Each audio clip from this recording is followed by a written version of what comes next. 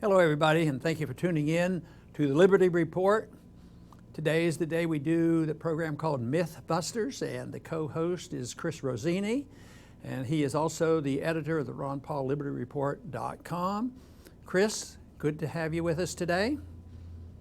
Great to be back, Dr. Paul. Thank you. Well, very good. Our program is getting more attention all the time, and today we're going to deal with a subject which is, as far as I'm concerned, a vital subject. So let's go ahead and find out if there's any myths involved with our monetary system. Oh, yes, there definitely are. Pretty soon, Dr. Paul, we're going to be seeing yet another president be inaugurated in this country. He's going to put his hand on the Bible and his other hand up in the air and promise to uphold that U.S. Constitution. Now, when I read my Constitution, I'm assuming that the president has the same copy that I have, I see in Article 1, Section 10, that no state shall make anything but gold and silver coin a tender in payments of debts. Now, the drafters of the U.S. Constitution realized that Americans may want to change the law someday, so there's an amendment process that was created. And so I have these questions for you, Dr. Paul. Number one, was this section of Article 1, Section 10 ever amended? And is our current monetary system unconstitutional? Well, the myth dealing with this is the myth that most Americans believe is that the system of money we have today is constitutional. But it isn't. It is unconstitutional, and we've been operating that way for a long time because it's been abused from the very beginning. But the real abuse came in 1913 with the establishment of the Federal Reserve, because then Federal Reserve notes became legal tender, and it's been a deterioration of that whole system. So it is definitely unconstitutional. Matter of fact, if some states or individuals insist on using gold and silver as legal tender, if we owe the government $1 and we give them a silver dollar or pay in terms of dollars, we're considered doing something illegal and unconstitutional. The thing that confuses a lot of people is legal and constitutional. Congress writes laws, and there's regulations, and we establish bureaucracies that get involved, and they call that legal. So most people say, well, it's legal tender. Now the government says our Federal Reserve notes are legal tender for all payments, public and private. But the problem is it's not constitutional. Constitutionality, though, in this day and age doesn't mean a whole lot. So not only will there be an oath taken soon by a new president, and the oath will be a little bit complex when it comes to the money issue, there will be a lot of other things. I mean, probably 80% of what the government does and what the Congress does, the congressmen take their oath of office, and the Supreme Court is supposed to help us out, but so far they haven't done a very good job. The courts have been especially bad on monetary issues. They rule in favor of easy money and paper money, and rejecting legal tender laws, and rejecting gold clause laws, whether it was during the Civil War period or under Roosevelt. They literally went in the opposite direction. So the system has really failed. It's failed in many ways, but in particular the monetary system, and that's had so much, has done so much harm to us all, because money is a very important issue. I think that what is interesting is, when we had the Constitution, money was understood to be a weight and measure. It wasn't just a coin. And biblically this is the case. They never talked about a coin. They talked about honest weights and measures. And that is what's happening. This is counterfeit. It's illegal. It's very damaging. It has all the bad economic effects, and it produces so many side effects. So indeed, the myth is that too many Americans accept the notion that the system of money that we use today, the fiat system, the system run by, in a very secretive manner by the Federal Reserve, is legal. Technically, I said it could be construed as legal, but it's absolutely unconstitutional and immoral. Next, Dr. Paul, let's talk about what happens when we take our paychecks or any money that we get over to the bank. What's going on over there? Now, we tend to think that, hey, I'm going to go deposit my money in the bank and they'll hold it for me and I can get it whenever I want. we don't think of it as, you know what, I'm going to go to the bank and loan them my money, and they're going to owe me that money. So please cover that part. And also, when we do deposit our money, they don't necessarily take it and wrap a rubber band around it and say, this is Ron Paul's money, don't touch it, we're storing it for him just in case he comes back.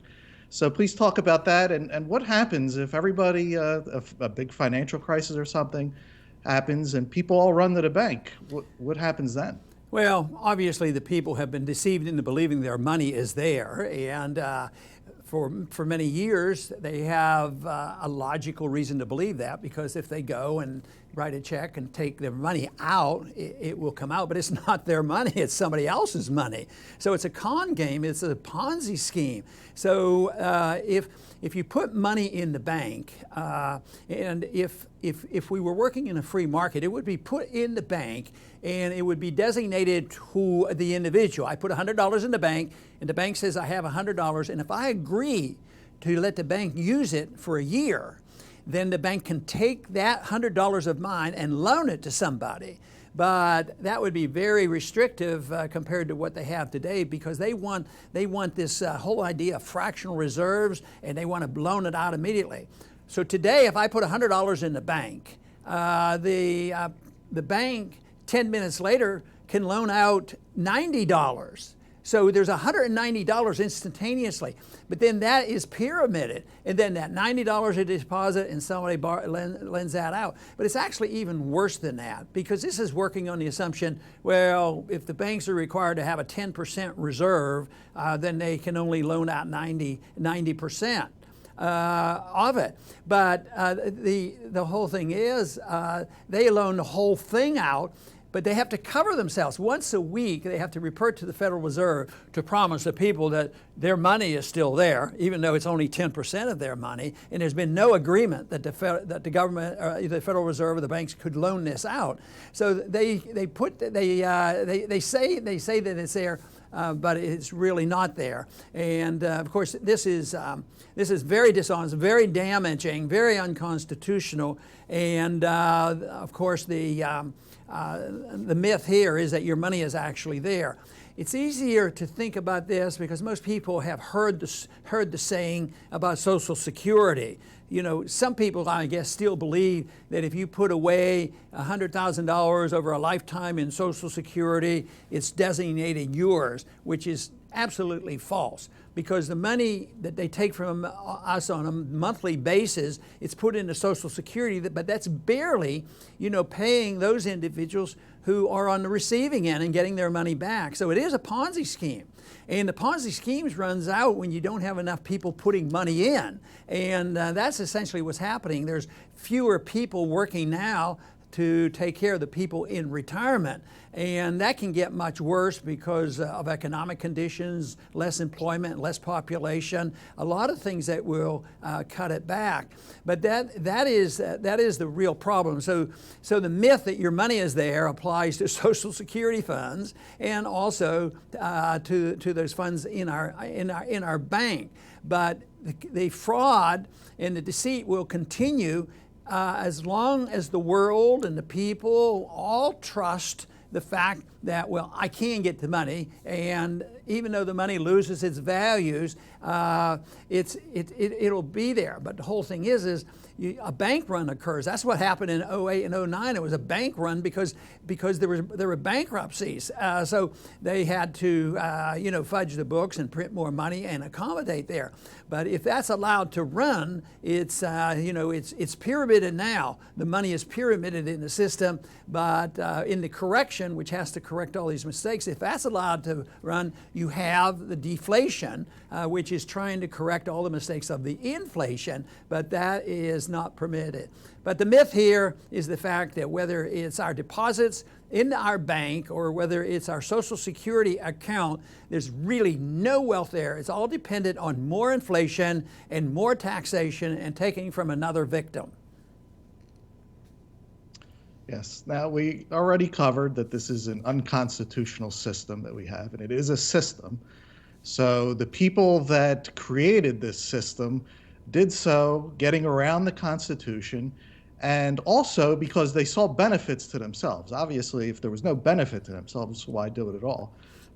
With sound money and gold or commodity money, there's no way to tilt the tables in your direction. So under this Federal Reserve System, they're tilting the tables.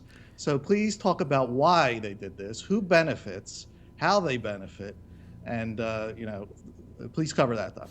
Well, the real myth here is that most people have come to believe, because of our economic system and the political promises, is that it's beneficial, number one, to the poor people, because how else could government spend money and send out checks on welfare? And so it serves the interests of the poor.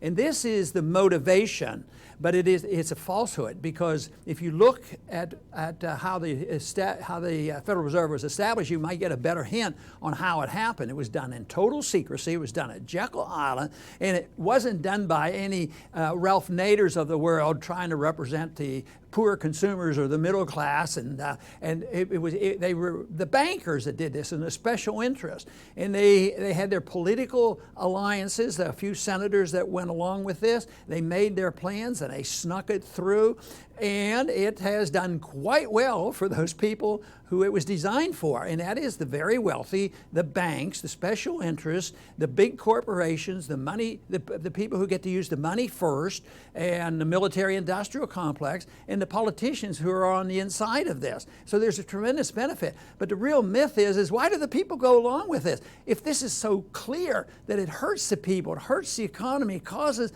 a business cycle, causes the unemployment, causes the inflation, and the people suffer. And look at how the middle class is suffering right now. And nobody says, oh, well, it's the Federal Reserve's fault. No, they don't do this because they believe this myth that the Federal Reserve got set up and they would really protect the people. And it does exactly the opposite, because the middle class becomes the victims.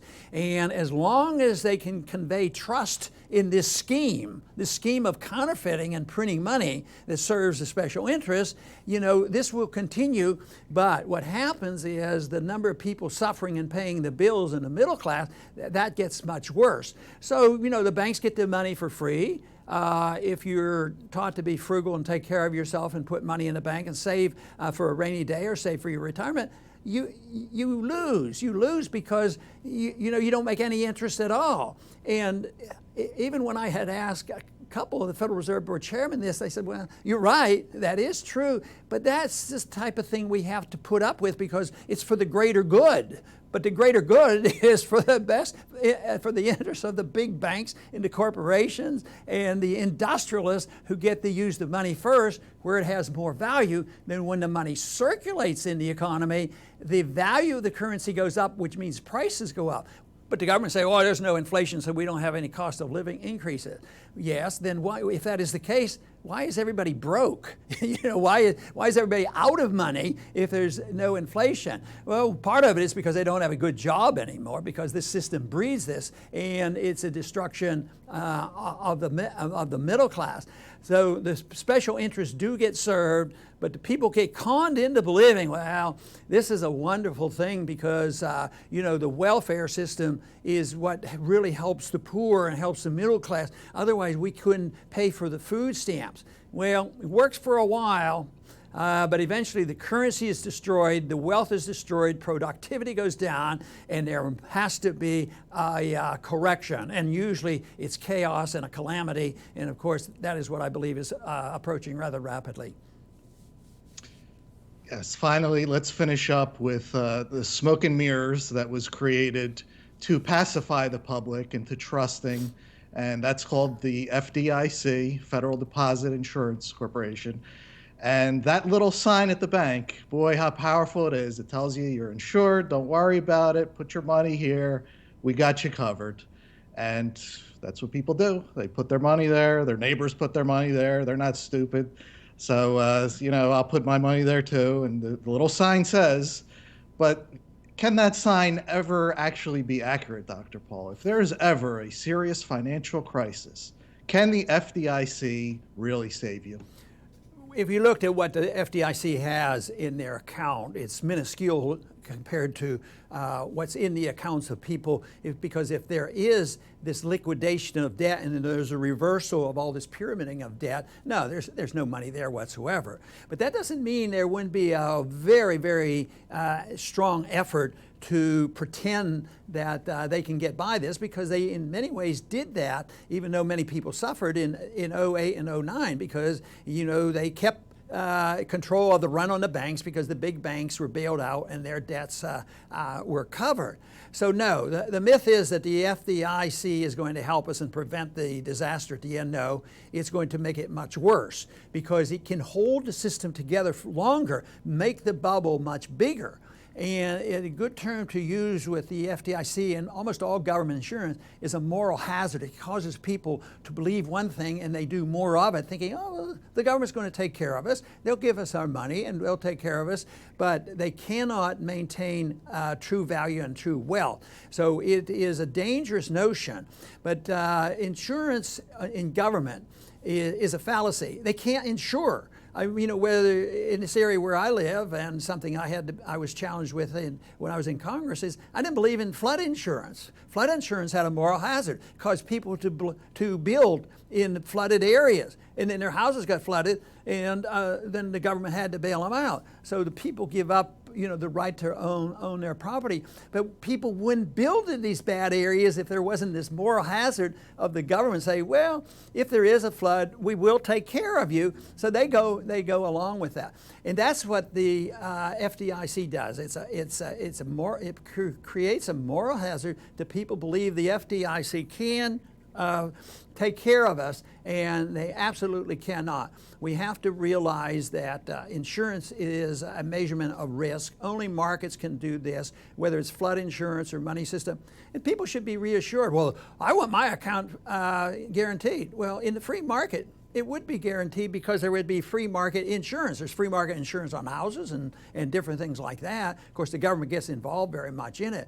But no, there's free market insurance. It measures risk, and they would be monitoring the banks and give you an update on your bank, not the government, who works in collusion with the big banks and gets them off the hook.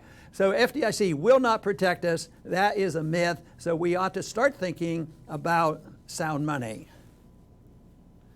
Yes, Chris, this sort of finishes us up for today, but I wanted to make a suggestion that for people who want to follow up with this, they might follow up. Of course, I've had a book out that's been pretty popular, and it's called End the Fed. We talk about auditing the Fed, but the real thing to do is end the Fed.